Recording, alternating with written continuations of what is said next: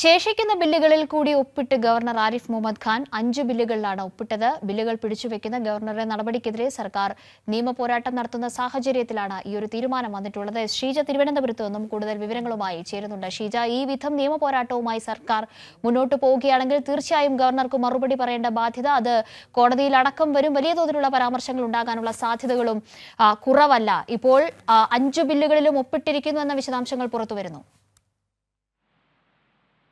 ഏതായാലും ശേഷിക്കുന്ന 5 ബില്ലുകളിൽ കൂടിയാണ് ഇപ്പോൾ ഗവർണർ ആരിഫ് മുഹമ്മദ് ഖാൻ ഒപ്പിട്ടിരിക്കുന്നത്. ഇതോടുകൂടി പിടിച്ചുവെച്ചിരുന്ന എല്ലാ ബില്ലുകളുടെ കാര്യത്തിലും നടപടി ആയിരിക്കുന്നു എന്നുള്ളതാണ് എടുത്തു പറയേണ്ടത്. കാരണം ഒരു ഘട്ടത്തിൽ 18ഓളം ബില്ലുകൾ 1.5 വർഷത്തോളമായി പിടിച്ചുവെക്കുന്ന ഒരു നടപടിയാണ് ഗവർണറുടെ ഭാഗത്തു നിന്നും ഉണ്ടായത്. ആ ഒരു സാഹചര്യത്തിലാണ് സംസ്ഥാന സർക്കാർ സുപ്രീം കോടതിയെ സമീപിക്കുന്ന ഒരു സാഹചര്യം ഉണ്ടായത്. തുടർന്ന് ചില ബില്ലുകൾ രാഷ്ട്രപതിക്ക് വിടുകയും അത് തന്റെ പക്കലുണ്ടായിരുന്നതിൽ ചില ബില്ലുകളിൽ ഒപ്പുവെക്കുകയും ചെയ്യുന്ന ഒരു സാഹചര്യം, അത്തരത്തെ ഒരു സാഹചര്യത്തിലേക്ക് ഗവർണർ പോയി. അതിനുശേഷം ഇപ്പോൾ ശേഷിച്ചിരുന്നത് 5 ബില്ലുകളായിരുന്നു.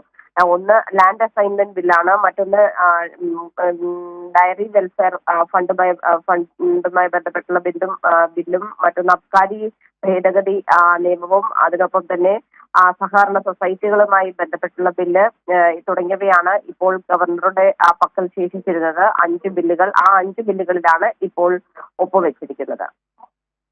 ശരി, ഷീജയാണ് തിരുവനന്തപുരത്ത് നിന്നും വിവരങ്ങൾ നൽകിയത്.